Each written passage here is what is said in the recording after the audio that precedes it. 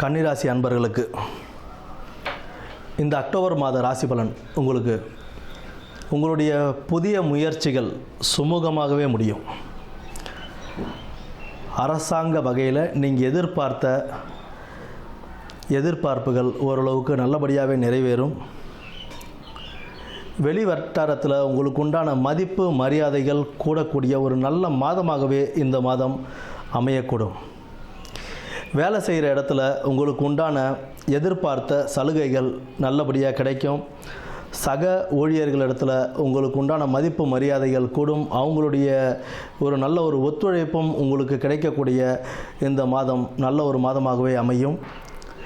என்னதான் இடையூறுகள் வந்தாலும், தொழில் செய்கிற இடத்துல ஆகட்டும், வியாபாரத்திலே ஆகட்டும், இல்லை வேலை செய்கிற இடத்துல ஆகட்டும், எந்த ஒரு இடையூறு வந்தாலும் அதை தைரியமாக நின்று சமாளிப்பீங்க. அந்த ஒரு மன தைரியமும் அந்த சமாளிக்கிற திறமையும் உங்களுக்கு இந்த மாதம் நல்லபடியாகவே வந்து சேரும். உறவினர்களோடு கொஞ்சம் அனுசரித்து போகிறது ஒரு நல்ல ஒரு மாதத்தை கொடுக்கும். ஏன்னா நீங்கள் ஒன்றுன்னு சொன்னால் 9ஆக பேசுகிறவங்க நிறையா பேர் இருப்பாங்க. அவங்கள அனுசரித்து போகிறதுன்றது உங்களுடைய பேரை கெடுக்காமல் நீங்கள் பாட்டிக்கு ஒரு நல்ல ஒரு வாழ்க்கையை நீங்கள் பார்த்துக்கிறதுக்கு உண்டான ஒரு நல்ல ஒரு வாழ்க்கையாகவே அமைச்சு கொடுக்கும். பொதுவாக அவங்க வீட்டில் இருக்கிற குடும்ப பிரச்சனைகளில் 3வது மனிதனுடைய தலையீடு தவிர்க்கிறது ரொம்ப நல்லது. உங்கள் வீட்டில் தான் ஒரு பிரச்சனை, அதை நீங்களே வீட்டுக்குள்ளே 4 செவத்துக்குள்ளே வச்சு தீர்த்துக்கிறதுன்றது ஒரு நல்ல ஒரு சந்தர்ப்பமாக இருக்கும்.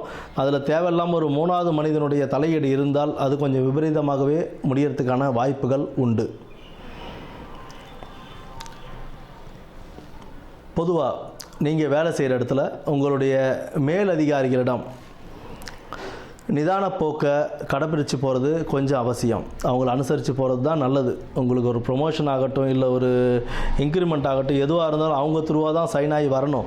அவங்க அக்செப்ட் பண்ணி மேலே அனுப்புனா மட்டும்தான் உங்களுக்கு கிடைக்கும். அவங்களே நீங்கள் பகைச்சிக்கிட்டு இருந்தீங்க அப்படின்னா உங்களுக்கு எந்த ஒரு வாய்ப்புகளும் கிடைக்கிறதுக்கான வாய்ப்புகள் இல்லாமையே போகும்.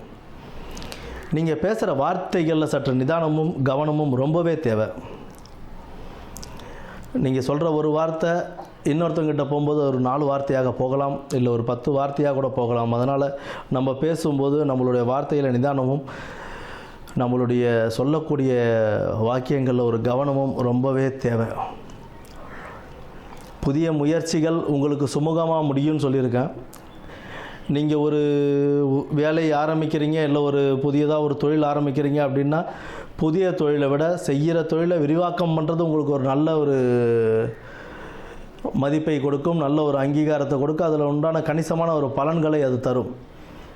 புதுசாக நீங்கள் இன்வெஸ்ட் பண்ணி ஏதாவது ஒரு தொழில் பண்ணுறீங்க அப்படின்னா 1க்கு 4 தடவை ஆராய்ஞ்சு பார்த்து செய்கிறதுன்றது ரொம்ப அவசியம்.